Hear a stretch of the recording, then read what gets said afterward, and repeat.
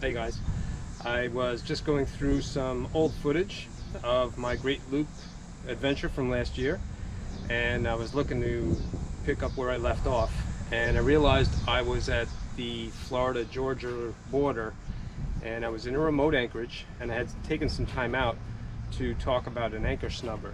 I thought that's pretty interesting, especially if you're cruising, because I wish I had known at the beginning what I know now about anchoring. Now, at the time, I had this thing that had been given to me by Dale over at that wonderful place, Dallas Bluff. You remember that? While I was there, I also started working on that snubber. It's pretty interesting stuff if you're a cruiser, so I felt like I would share it with you. This beauty right here, however, really became a godsend when it came to not worrying about dragging your anchor. But I haven't gotten to that part yet in my Great Loop journey, so I'm not going to talk about that anchor just yet. What I do want to talk about is this thing that I made up. It helped and all, and you're going to hear a lot of people talk about it if you're looking to getting into cruising and if you're anchoring up for more than just for a little while during the day. So I felt like, man, do I talk about anchor snubbers? Do I not? It's pretty interesting stuff, so let's check it out. Aside from its obvious application as an element of somebody's ground tackle, I decided to share this with you guys because the technique I used to make this snubber I later used for other applications, like these dog leashes that I made myself. And even if you're not traveling the Great Loop in a big boat, the way I put this thing together might actually be helpful to somebody out there who's never heard of hog rings. Okay, excuse me, wet dogs. Alright. I figured I'd do a project with you guys. You see I've got some shock cord here. It's big shock cord. This is 5/8 of an inch. I feel like you could use this for bungee jumping if you wanted to. Let me show you how I make a loop in this. You can't tie knots with this stuff. The knots will just come undone. So you're supposed to use hog ring pliers. So I ordered some hog ring pliers, but let me show you the problem with what I encountered. These are the hog rings. There's the pliers. They were a little small.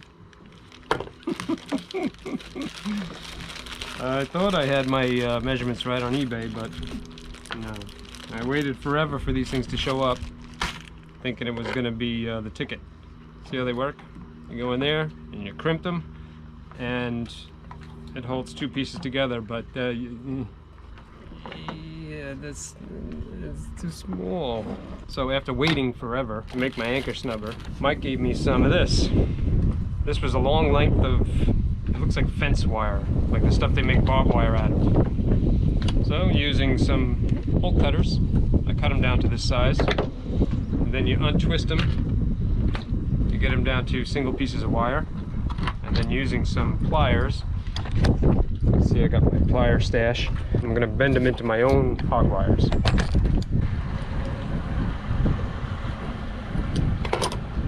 Better. That's a man's shaped hog wire. It's funny, you sometimes think you need specialized tools, and you don't.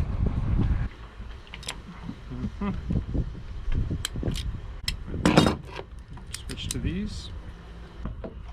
Oh yeah. Not too bad.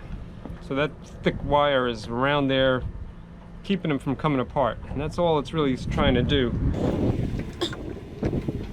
One of them would probably suffice, but I'm going to put two on there just in case.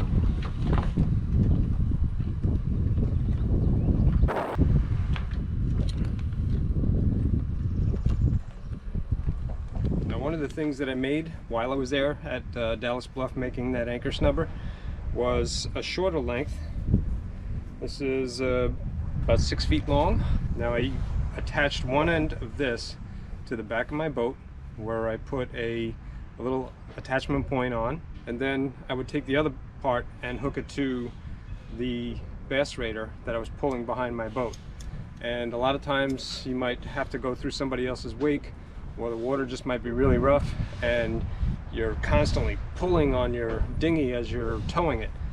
This thing was wonderful, and it alleviated the stresses on my boat and the dinghy tremendously. So if you guys don't ever do snubbers in the future, I would understand, but stuff like this, if you're pulling something behind your boat, is really wonderful. I suggest you give it a shot.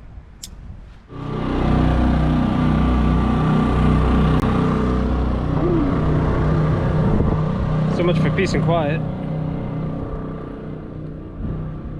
Well, it's kind of quiet up here. That's running the air conditioner right now. Dogs are down there loving it. I came up front and I saw that the wind had picked up. Since I've gotten this bungee, I've realized how nice it is and how soft it makes all of the jerky motions of a boat. Got my cleats in place. You can see it makes a bit of a mess because it doesn't act like rope. Acts more like a garden hose. Pull it around like that. There you go. I think the deal is this has to go through the roller and then on there. So let's do that. It's reaching over the bow rail is something I don't necessarily like.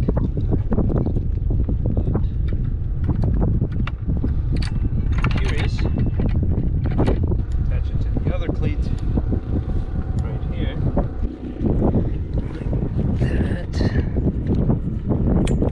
Right, so one side of the snubber is attached there, the other's over there, and the centerpiece attaches to the chain. So when I let that out, eventually this chain won't be holding the boat to the anchor.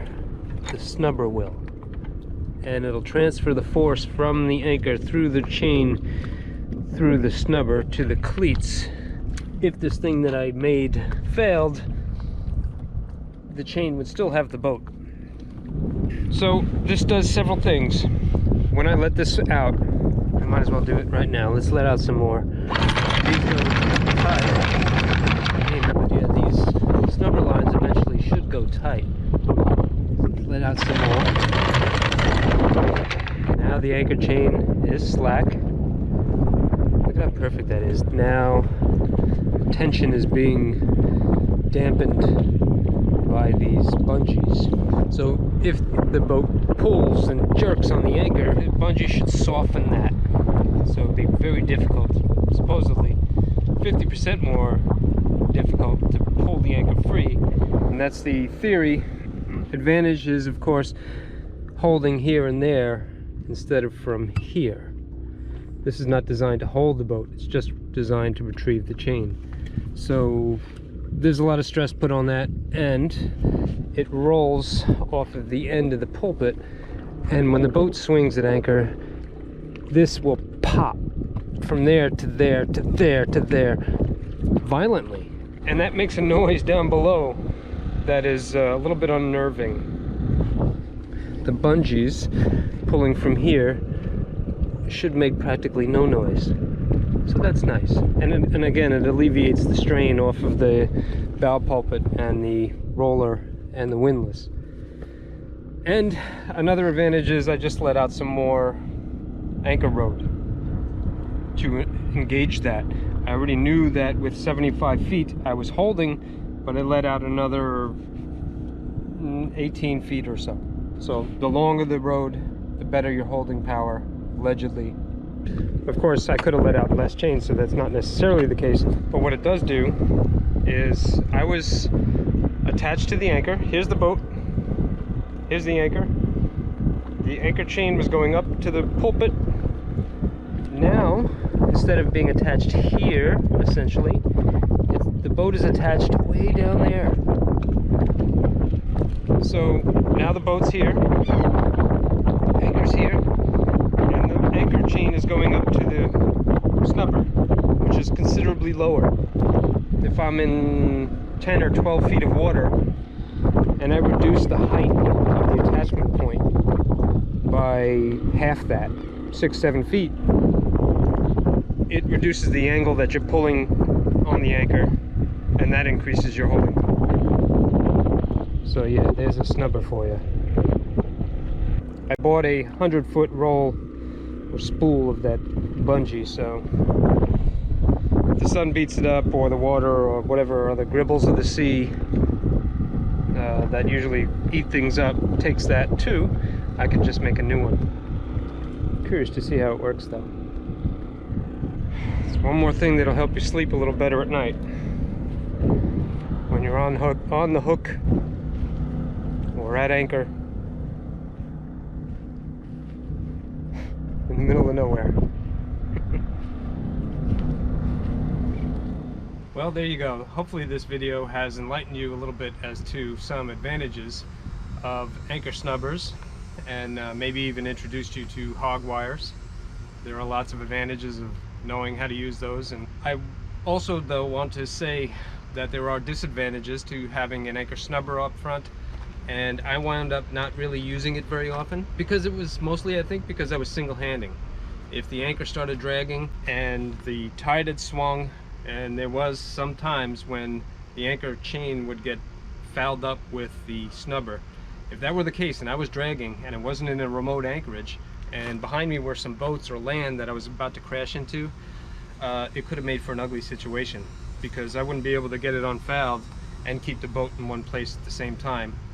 And there was a chance of fouling my propellers on the big boat, so I really opted out of using a snubber for those and other reasons, even though there were advantages.